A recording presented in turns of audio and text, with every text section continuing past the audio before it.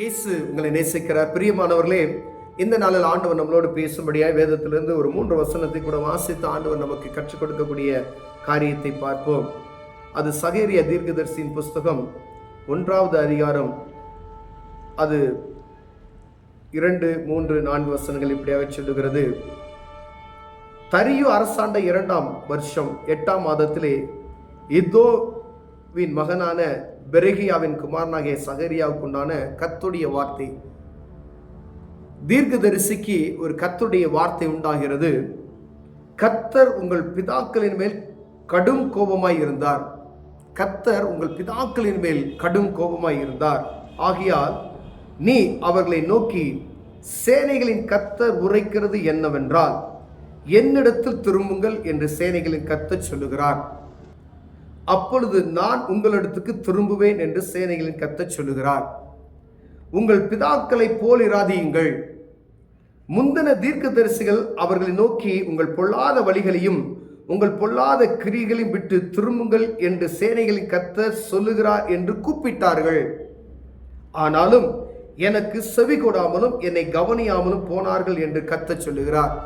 பிரியமானவர்களே, ஆண்டவருடைய சத்தம் மீண்டும் மீண்டுமாய் ஒவ்வொரு நாளும், ஒவ்வொரு நனி துளியும், ஒவ்வொரு நொடி பொழுதும் அவருடைய நினைவு மனிதர்கள் மேல் இருப்பதை மாத்திரம் நாம் உணர்ந்து கொள்ள முடிகிறது. ஆண்டவருடைய படைப்புல சிறந்த படைப்பு மனுக்குளம் என்பதை நாம் அறிந்திருக்கிறோம். ஆண்டவர் எத்தனையோ அழகான காரியங்களை படைத்திருக்கிறார். சூரியன், சந்திரன், நட்சத்திரன், பலவிதமான அழகான இயற்கைகளை உருவாக்கி அவைகளெல்லாம் ஆளுகை செய்வதற்கு, ஆண்டு கொள்வதற்கு மனிதனை படைத்தார். பிரியமானவர்களே, இதுதான் மேன்மையான ஒரு அனுபவம் என்பதை நாம் அறிந்து கொள்ள வேண்டும். உலகத்தில் எல்லா படைப்புகளும் ஒரு சிறந்த படைப்புனா மனித படைப்பு மாத்திரமே. ஏன்னா அவருடைய படைப்பு, அவரை போல நம்மை உருவாக்கி அழகு பார்க்கிற ஒரு தெய்வம். பிரியமானவர்களே, அவர் சொல்லுகிறார், நீ பாவத்தில் சிக்கி தவிக்கிற உலகத்தினுடைய அநேக காரியங்கள், அநேக நவீனமான காரியங்கள் உலகத்தில் வந்துவிட்டது.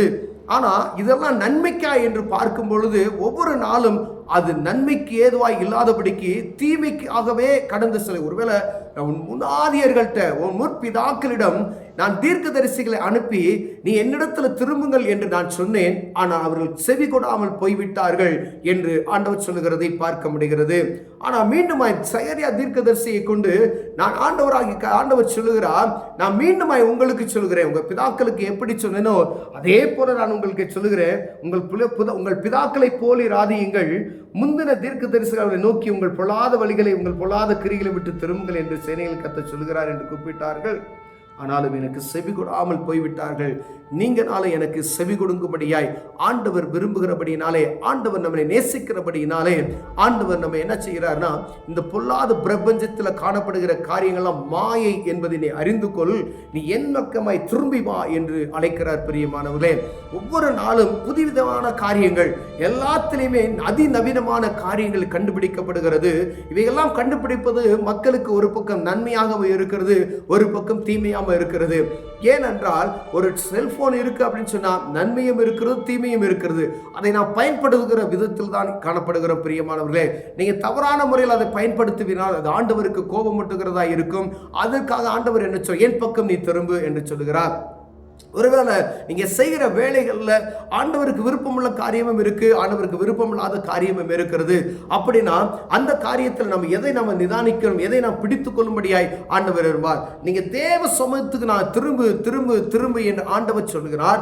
அப்ப திரும்பணும்னா நீ இப்படிலாம் வாழணும் என்று சொல்லி ஆண்டவர் நமக்கு கடைபிடித்திருக்கிற அந்த காரியங்களை நம்ம அறிந்து கொள்ளும் பொழுது, அப்படியானால் நான் இதெல்லாம் செய்யக்கூடாது, ஆண்டவர் விரும்பத்தக்காத காரியத்தை நான் செய்கிறேன், ஆண்டவர் விரும்பாத இந்த காரியத்துக்குள்ள நான் கடந்து செல்கிறேன், அவர் சொல்லுகிற இடத்துக்கு போகாத என்று சொல்லுகிறதுக்கு என் கால்கள் தீவிரிக்கிறது, இதை செய்யாத என்ன அந்த கையை, என் கரம் அதை செய்வதற்கு என் கரம் தீவிரப்படுகிறது, இதை பார்க்காத என்று சொன்னால் அதை பார்ப்பதற்கு என் கண் பார்க்க போகிறது, இதை நீ பேசாத அப்படின்னு சொன்னா அந்த காரியத்தை பேசுவதற்கு என் உள்ளம் என்ன செய்கிறது, துடிக்கிறது, இதை நீ சிந்திக்காத என்று சொன்னால் என் சிந்தனையில் அப்படிப்பட்ட பொல்லாத சிந்தனைகள் உண்டாகிறது என்று நாம் ஆராய்ந்து பார்ப்போமையானால் உலகத்தின் காரியங்களில் காணப்படுகிற இவைகளெல்லாம் உலகத்தில் உருவாக்கப்பட்டு ஒவ்வொரு மனிதனுக்கும் மேன்மையான காரியங்கள் என்று நாம் நினைத்து கொண்டு இருக்கிறோம். இது ஒரு பக்கம் இருந்தாலும் வானத்தையும் பூமியும் படைத்த சர்வ வல்லமையுள்ள தேவனுக்கு என்பதெல்லாம் ஒரு நொடி பொழுதுல இதெல்லாம் மாறி போய்விடும் என்பதை நாம் அறிந்து கொள்ள முடியுமானவர்களே.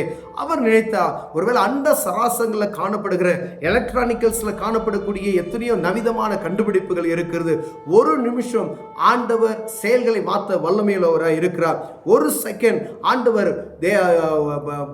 மேலோகத்தில் காணப்படுகிற வான மண்டலத்தில் காணப்படுகிற காரியங்களை நிறுத்தி வைப்பாரானால் எல்லா மின் அணுக்கள்லாம் என்ன செய்யும்? நிறுத்த வைக்கப்படும். எந்த உபகரணங்கள் பயன்படுத்தாமல் போய்விடும் என்பதை நாம் அறிந்திருக்கிறோம். ஆனால் இதை ஆண்டவர், அவர் சர்வ வல்லமையுள்ள தேவன், மனிதனுக்கு ஞானத்தை கொடுத்து இப்படிப்பட்ட காரியத்தை செய்கிறபடியினாலே ஆண்டவர் சொல்லுகிறார், நீ என் பக்கமாய் நீ திரும்பி வா. இது உலகம் உன்னை இச்சித்து உன்னை இழுத்துக் கொள்ளும் சில காரியங்கள்ல இது பாவமான காரியம் என்கிறத பார்த்துக்கொள்ளு, ஆனா அதுக்குள்ள உள்ள போய்விடாத அப்படின்னு சொல்லி ஆண்டவர் நம்ம எச்சரிக்கும்படியாகவே மீண்டும் மீண்டுமாய் வேத புத்தகம் முழுவதும் இது எழுதப்பட்டு இருக்கிறதை நாம் பார்க்க முடிகிறது. பிரியமானவர்களே, என் பக்கம் வா, என் பக்கம் வா, என் பக்கம் வா என்று சொல்லுகிறாரே. ஏன் என் பக்கம் வா என்று சொல்லுகிறார்னா இப்படிதான் நடக்கணும் என்று சொல்லி கட்டளைகள் பிரமாணங்கள் நமக்கு எழுதி கொடுக்கப்பட்டு இருக்கு. உலகத்தில் இருக்கிற சக மனிதர்களுக்கும் ஒரே பிரமாணங்கள் எழுதப்பட்டு இருக்கிறது. பிரியமானவர்களே, இதை செய்யாத, இதை பார்க்காத, இப்படிதான் இருக்கணும்னு சொல்லி ஒரு 10 கற்பனைகளை ஆண்டவர் முதலில் நமக்கு கொடுத்தார். பிற்பதாக கொடுக்கப்பட்ட கற்பனைகள், நீ உன்னில் அன்பாய் இருக்கிறது போல பிறனிடத்தில் அன்பாயிரு, உன் தகப்பனை தாயை நினைச்சி நீ நேசித்துக் கொள்ளு என்று சொல்லி அநேக ஆண்டவர் புதிய விதமான கற்பனைகள் நமக்கு எழுதி கொடுத்திருக்கிறார். ஏன்னா ஆண்டவர் பக்கத்தில் நம்ம வரும்பொழுது உலகத்தில் காணப்படுகிற இந்த அருவருப்புகள் நம்மை தொடாது. பிரியமானவர்களே, ஒருவேளை இது ஒன்றும் செய்யாது என்று நான் போவோமா என்னால் ஆபத்து, இந்த இடத்துல போனா குழி இருக்கு, நீ விழுந்துருவ என்று நம்ம எழுதி கொடுக்கப்பட்டு இருக்கிறது. மீறி அந்த போர்டை பார்த்து விட்டு நம்ம அந்த இடத்துக்கு கடந்து சொன்னோம்னா ஆபத்தில் போய் விழுந்து விடும். இங்க ஒரு புதைமணல் இருக்கிறது என்று சொல்லி போர்டு வைக்கப்பட்டு இருக்கிறது. அந்த இடத்துக்கு மீறி நாம் கடந்து செல்வோம் என்னால் அந்த இடத்துல நம்ம என்ன செய்வோம்? விழுந்து மாண்டு போவதற்கான காரியங்கள் இருக்கிறது நாம் பார்க்க முடிகிறது. அநேக கடற்கரையில இது ஆழமான பகுதி, இது கடல் ஆலை பயங்கரமா வரக்கூடிய இடங்கள் என்று எழுதப்பட்டு இருக்கிறது. ஆனால் ஜனங்கள் என்ன செய்யறாங்க? அதை பார்த்து விட்டு அங்க போக மாட்டாங்க.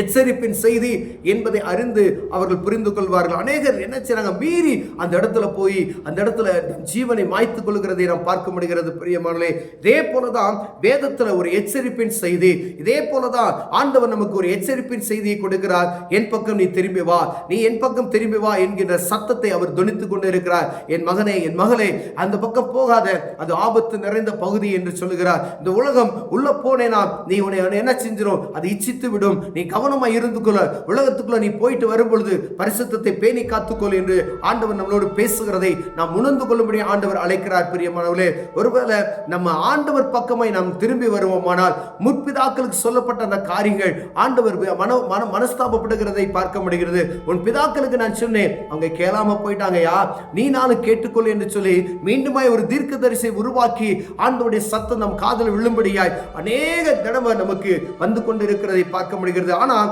நம் மனம் அந்த இடத்தை விட்டு வர முடியல, இந்த இச்சையான காரியத்தை விட்டு என்னால் வெளியே வர முடியல. ஏன்னா ஆண்டவர் பக்கம் வந்தால் இந்த காரியத்தை நான் செய்ய முடியாது, தேவ சமூகத்துக்கு போனா நான் மதுபானம் பண்ண முடியாது, ஆண்டவரை நான் பற்றி கொண்டால் இந்த பாவமான காரியத்தை செய்ய முடியாது என்கின்ற மனசுக்குள்ள காணப்பட அவ்வளவு நிலைகள் இருக்கிறது. ஒரு விஷயம் அது தேவ சமூகத்துக்கு தெரியப்பட்டதுங்க, ஆண்டவருக்கு தெரியப்பட்டது. அப்படிப்பட்ட இந்த மன குழப்பத்தை எடுத்து போடுவார், உங்களை அவருடைய பிள்ளையாய் மாற்ற வல்லமையுள்ளவராக இருக்கிறார். அவர் சத்தத்துக்கு செவி கொடுப்போமா என்னால் அவரை நேசிக்கிறவர்களாய் அவருடைய பிள்ளைகளாய் நாம் மாற்றிக்கொள்ளப்படுவோம். பிரியமானவர்களே, கண்களை மூடுவோம், ஜெபம் செய்வோம். அன்பின் தகப்பனே, என் பக்கம் வா என்று சொன்னீங்க ஆண்டவரே. இந்த உலகம் ஒரு பக்கம் எங்களை இழுக்கிறது. எந்த இடத்துல நாங்கள் பலவீனப்பட்டு இருக்கிறோமோ அந்த இடத்துல எங்களை பாதுகாப்பீராக, உம் பக்கம் இழுத்துக் கொள்ளுவீராக, உம் பிள்ளையாய் வாழ உதவி செய்வீராக. இயேசுவின் நாமத்தில் பிதாவே, ஆமென்.